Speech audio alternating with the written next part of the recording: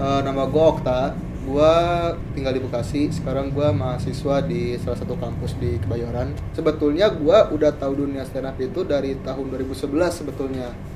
Terus tahun 2013 tuh pertama kali nonton langsung. Kebetulan pada saat itu nonton tuh bisa dibilang idolanya gue lah, Ko Ernest Prakasa. Jadi dari situ gue nonton, suka, hingga akhirnya banyak kompetisi kayak Suca gue tontonin, hingga akhirnya baru mulai memberanikan diri untuk open mic. Tapi orang ini nih beda nih. Biasanya kan kita kan orang udah datang baru kita ajak syuting. Tapi yang sekarang ini dia itu nge-DM Instagramnya Ilham, pegawai sini juga. Dan dia cerita kalau dia mau nyobain stand up katanya gitu. Iya. Jadi emang antusiasnya udah tinggi nih kayaknya nih orang nih. 2011 sekarang 2000, kenapa sampai 9 tahun gitu? Karena nggak bisa ngelucu, nggak punya basic ngelucu. Oh, sekarang udah bisa? Enggak juga sih. Nggak, maksudnya kan masih malu ngomong depan orang. Iya. Gue baru bisa ngomong depan banyak orang tuh pas lagi kuliah aja, kayak presentasi gitu-gitu. Udah persiapan berapa dia udah DM Ilham sebelum Ilham lahir atau Iya. gimana nih DM Ilham sejak 2 minggu lalu ya dia? Tapi kan gini, konten di Ketawa kan banyak ya. Di YouTube kan banyak ya. Ada video kita, ada video Rais. Iya. Kenapa orang ini DM-nya Ilham menurut lo? Iya kan. Mungkin dia anak pungut juga kali. Lu DM apa pertama tak? Gue lupa dah kayak gimana. Pokoknya intinya gue karena kan lagi corona juga kan. Gue juga sampai minta lowongan kerja di sini. Oh gitu, lu yang jadi seperti kita. Tahu bisa nganggur sebenarnya.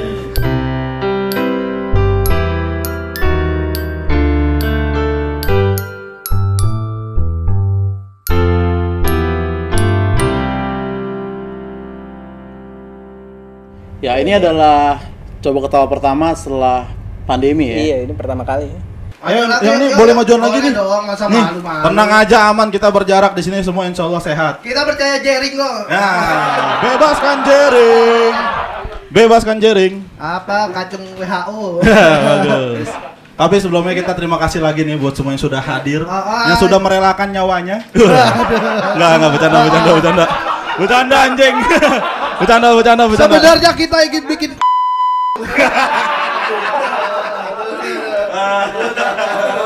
Berarti lu nonton Ilham di channelnya Raditya Dika. Iya. Kok lu kepikiran untuk DM mah orang ini nih gitu? Iya, gue mikirnya gini, karena udah punya nama kan, gue kira nggak bakal dibales. Oh, lu pikir udah terkenal banget, lu pikir Iya. Lu nggak tahu di sini dia nyapu, lewat bangku. di sini kita mengungkapkan apa yang ada di isi hati kita. Enggak, itu dia hasil doang. Kalau di sini Ini kita agak spesial nih bro, sebenarnya bro. Iya. Kita akan bikin dia Kombut sama Ilham dulu. Iya, jadi gitu. buat penonton kalau dia nggak lucu udah tahu salahin siapa. Kan gini namanya kita kombut. Kombut tuh kita sharing-sharing aja nih. Lu ada masalah apa, lu ada keresahan apa, lu bilang aja. Biar kita kulik bersama, nggak nyari punchline tapi nyari arahnya gitu. Lu ada keresahan tentang apa? Gue kan anak tunggal nih ya. Nah, sebagai anak tunggal tuh kadang orang tua gue, terutama nyokap gue tuh pengen banget gue berhasil lah istilahnya.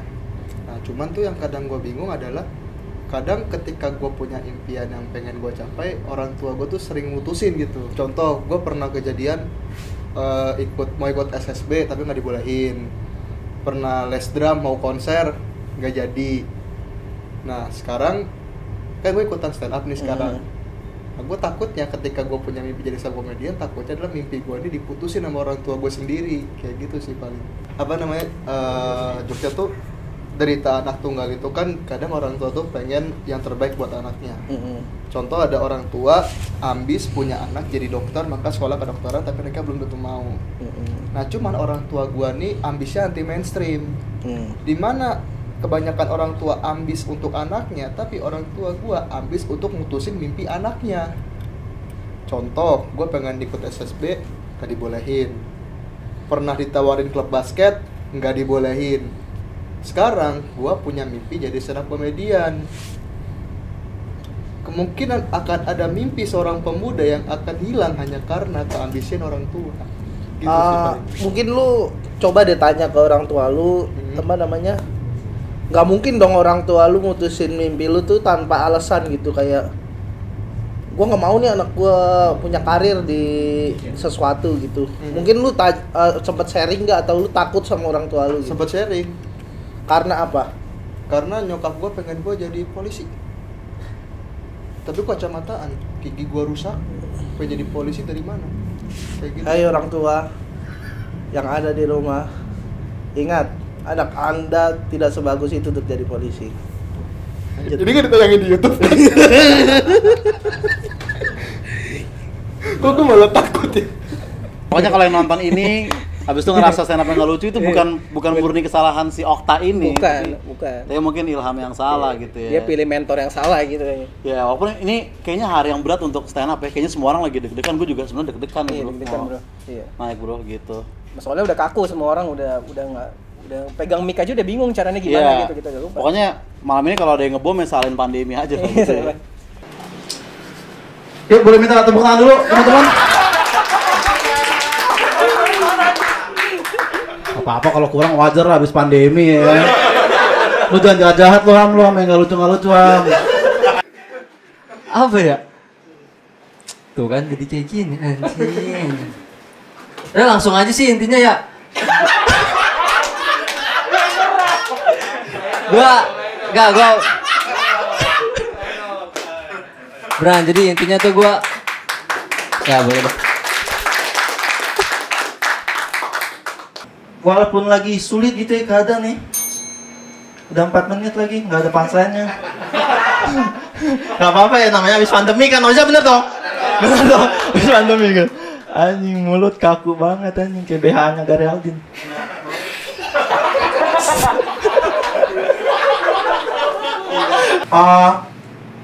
Tepuk tangan lagi deh. Oke.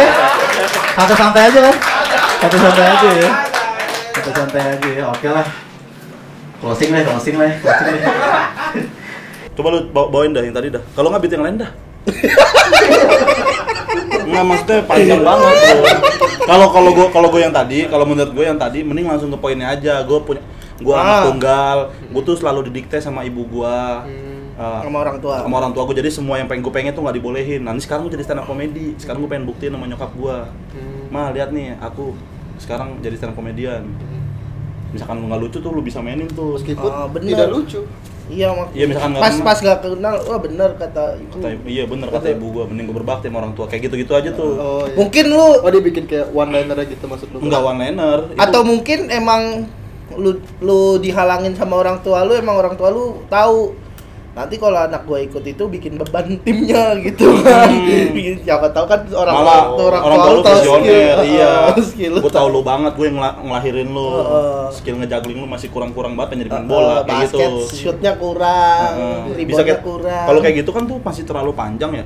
Maksudnya langsung ke poinnya aja, lu pengen ceritain apa? Lu anak tunggal, bilang aja gue anak tunggal dan gue tuh karena gue anak tunggal, gue tuh selalu didikte sama orang tua gue. Itu lu bisa mainin juga sama kayak stereotip orang.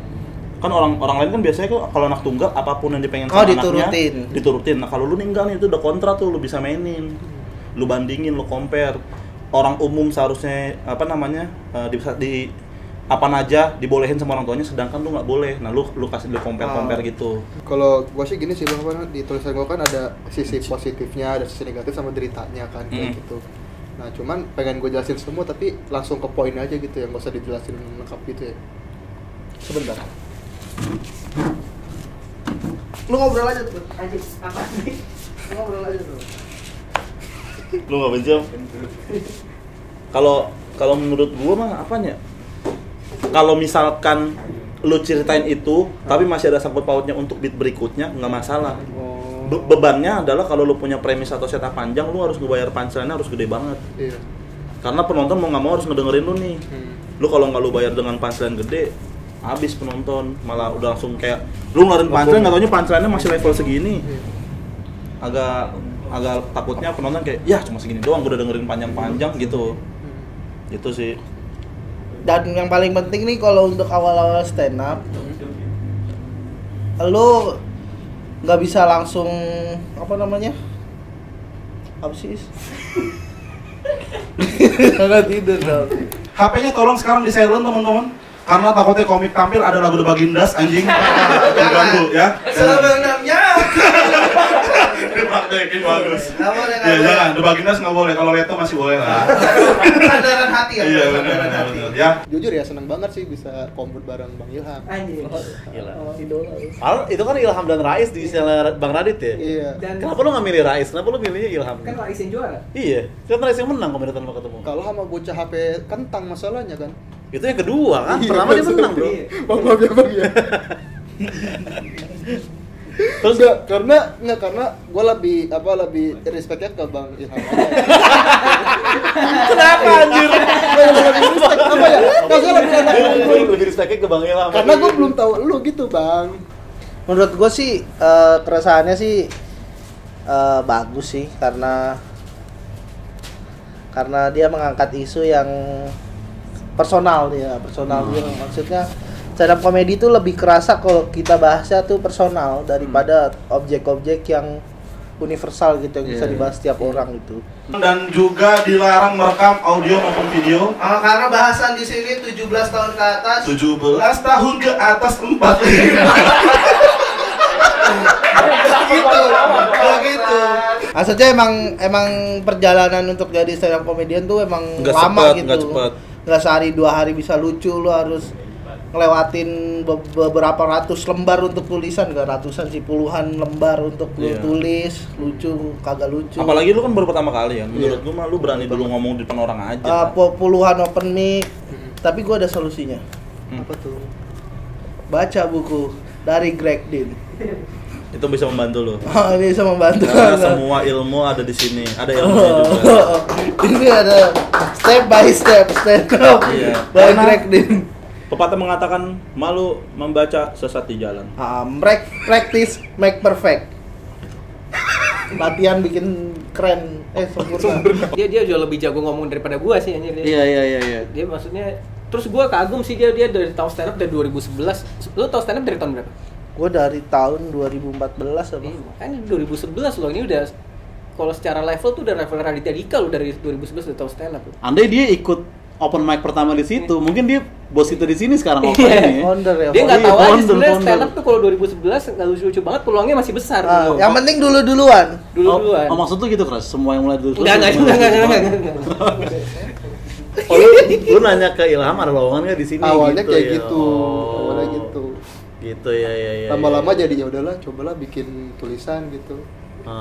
Jadi jangan-jangan video ini video interview kerja lo supaya ditonton Mas Sidik nih. Oh iya, sama terakhir ini keras ya. Banyak yang komen di YouTube gimana cara ikutnya nih Bang gitu. Daftar di mana sih gitu. Cara ikutnya tinggal DM aja sih ya. Iya. Kalau enggak, lu DM aja siapapun. itu aja lebih pro aja, kayak lebih pro email. Gimana emang kita ngecek nggak tuh kelewatan sendiri. Oh iya.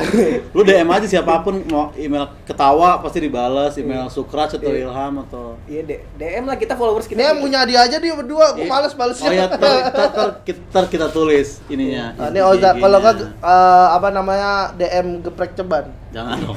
Kalau lu DM gua Oza Rakuti atau Sukraj Putra atau Ketawa Comedy Club, ntar kita pasti balas. Karena banyak yang komen, pas gua reply, gua kasih nomor gua nggak balas lagi gitu. Itu yang mas-mas yang balas itu dia loh, beneran kita beneran Iya. beneran senganggur itu kita ngecek komentar, kita bukan YouTuber besar kita. Bukan, jadi Hubungin gua aja, Bro. iya, jadi tolong beneran kalau lu WhatsApp gua atau Sukraj juga pasti cepet dibalesnya Pasti gitu. cepet, iya. Jadi Lu pasti typing juga gua langsung bales.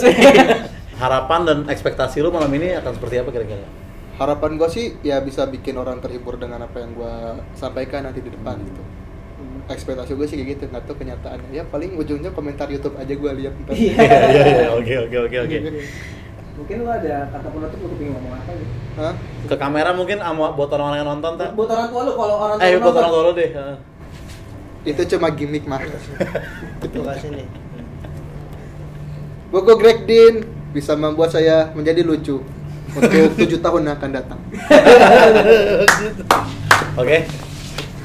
Udah, kita lanjut aja ke komik yang selanjutnya. Ini dia baru pertama kali akan mencoba stand up comedy. Tepuk tangan dulu.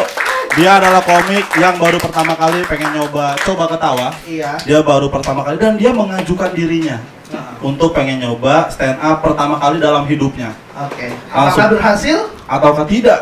Kita lihat saja. Beri tepuk tangan yang udah buat Okta. Oka.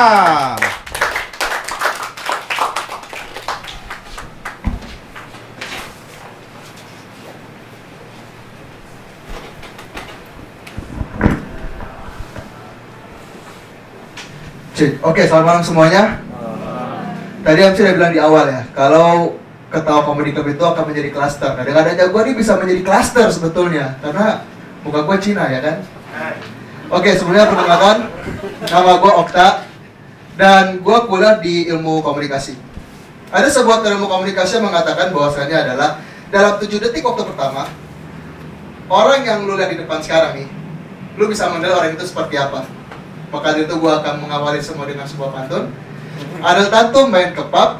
Assalamualaikum ketawa komedi club. Tidak ada menyangka kan kalau saya Islam? Sudah diduga dari awal memang. By the way, gue selain Cina, gue juga anak tunggal.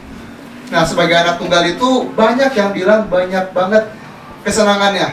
Lu minta apa aja dikasih, mau ada duit dibeliin sesuatu yang lu pengen. Contohnya, minta saham. Masalahnya, gue bukan Rafathar. Nah, cuman yang lebih nyebelinya lagi menjadi seorang anak tunggal adalah ketika nyokap lu lagi PNS. Bisa dibayangkan, buat teman-teman yang masih punya nyokap dan yang punya pacar. Kalau misalnya PNS, jadi lampiasan dong. Lampiasan yang sebetulnya bagi gue ini sangat menjengkelkan. Saking menjengkelkannya, nyokap gue itu ketika lagi marah-marah sama gue selalu berhadapan seperti gue lagi ngobrol sama Rigen. Mirip banget. Bahkan gue bisa bilang antara Rigen bisa marah-marah, ini kloningannya nyokap gue. Karena kalau udah marah, serem, seriusan. Dan juga ada yang percaya kalau gue ikut remaja masjid. Gue ikut remaja masjid dari gue zaman SMP. Ya dari 2013 lah. Nah jadi remaja masjid tuh ada enak-enaknya juga. Enaknya adalah ketika lu bisa menjadi kebanggaan orang tua lu, menjadi kebanggaan orang sekitar. Cuman masalahnya adalah ketika lu ketika lu minta sumbangan, itu gampang banget seriusan. Saking gampangnya, lu udah kayak ngemis. Tok, oh iya minta sumbangan silakan, kayak gitu. Sering banget kayak gitu. Gue akan menutup ini dengan sebuah keresahan yang benar-benar menjadi keresahan gue saat ini. Jadi anak tunggal itu banyak orang tua yang berharap banyak buat anak tunggal, salah satunya gue. Orang tua gue tuh pengen gue jadi polisi, jadi dokter. Karena waktu gue masih kecil tuh orang tua gue tuh punya cerita kayak begitu. Cuman karena gue kacamata, gigi gue rusak, mustahil dong. Kalau dokter, mustahil juga karena gue goblok. Dan juga, tapi masalahnya adalah ambisnya orang tua gue ini anti mainstream. Selain anti mainstreamnya karena gini, karena pernah ada kejadian di mana gue pengen jadi pemain bola, ambisi gue jadi pemain bola, maka orang tua gue ambis untuk menghancurkan mimpi gue. Ketika ini true story, gue main basket waktu SMA, pernah gue ditawarin klub Porda, sumpah pernah ditawarin klub Porda. Orang tua gue melarang. Sekarang gue pengen jadi seorang komedian. Maka akan ada mimpi seorang pemuda yang akan dihilangkan oleh orang tuanya. Mau tahu dia, terima kasih, selamat malam.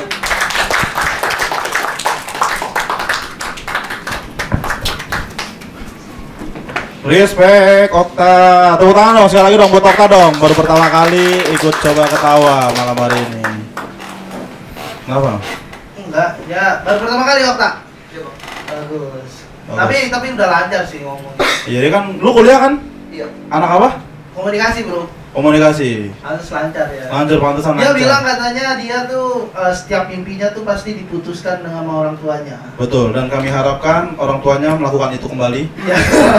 Dia di sini benar kali. Nah, karena kan baru pertama kali Baru bro. pertama kali Respect belajar. bro. Si Okta baru pertama kali stand up ya kan, bahas-bahas kayak gitu. Dibanding-bandingin sama Rafathar anjing. Iya. Rafathar nggak ngapa-ngapain, tinggal tunjuk papa mau mobil dibeliin anjing. Lu mau Siapa lihat bro? Iya. Lu terlahir dari memek mana? Tergantung bro. Kalau dari Nagita, kaya. Iya. Kalau dari Fafifu, ada nama orang timur Fafifu anjing, lu nggak percaya lu. Ada. Jokes sudah ketidak semua apa-apa. Gitu. Gimana tak perasaan lu setelah naik pertama kali seumur hidup? Jujur ya, yang gue bilang sebelumnya kan emang gue dari tahun 2011 gue udah tahu stand up, udah sering dengar nonton lah kayak YouTube dan sebagainya. Untuk pertama kali sih ya karena baru anyep banget juga, apa ya, menghibur orang tuh susahnya bukan main sih. Dan di sini gue belajar untuk bisa menjadi lebih baik lagi sih untuk di kedepannya gitu. Rasanya seperti apa tadi di atas panggung? Yang pertama silau, karena baru pertama kali gue berdiri di panggung dengan lampu yang seterang ini, sampai nggak bisa fokus juga sebetulnya. Cuman kembali lagi yang menjadi alasan juga, memang konsistensi materi benar-benar jadi patokan utama. Jadi thank you banget buat Ketua Comedy Club buat kesempatannya. Jadi kepingin naik lagi ya? Pengen lagi sih, jujur. Malah ketagihan kayaknya di ntar nih. Membantu nggak hasil komput sama anak-anak pegawai tadi? Jujur sih sama Bang Ilham sangat membantu banget. Cuman memang karena delivery gue kurang bagus ya, jadi akhirnya nggak terlalu bagus sih. Tapi karena tadi ada idola gue, Bang Coki Pardede, jujur ketika gue dengar dia agak sedikit ketawa, gue cukup seneng sih bisa menghibur sosok orang yang gue idolain gitu. Banyak penonton kita yang pengen coba juga seperti itu. Iya. Mereka nonton konten ini gitu misalkan. Coba lu terakhir kasih pesan ke mereka yang lagi nonton ini dan kepikiran gue mau coba juga gitu. Buat teman-teman di luar sana yang pengen nyoba open mic untuk pertama kali, bisa banget untuk datang di Ketua Comedy Club di Jalan Tasari, Story Coffee ya. Dan ya mungkin buat teman-teman yang lagi nganggur mungkin bisa jadi penghasilan tambahan. Siapa tahu kan. Itu aja sih dari gua. Tapi gua sih cuma bisa bilang jangan orientasinya jangan uang lah. Sayang kalau orientasinya cuma uang. Itu aja dari gua. Oh iya, by the way, makasih banget buat Bang Ilham, buat teman-teman dari Ketawa yang mau minjemin buku dari Greg Dean, stand up comedy. By the way, gua tahu buku ini sebetulnya dari Bang Panji. Karena kan gua sering banget dengar videonya beliau. Dan alhamdulillah karena insya Allah ya dengan gue baca buku ini bisa semakin lucu meskipun tidak ada jaminan lucu.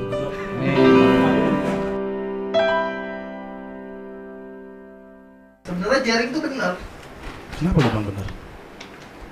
Oh sedih, masuk jaring sedih masuk soalnya masuk penjara. Kenapa? Lu sempat dekat sama jaring? Sempat.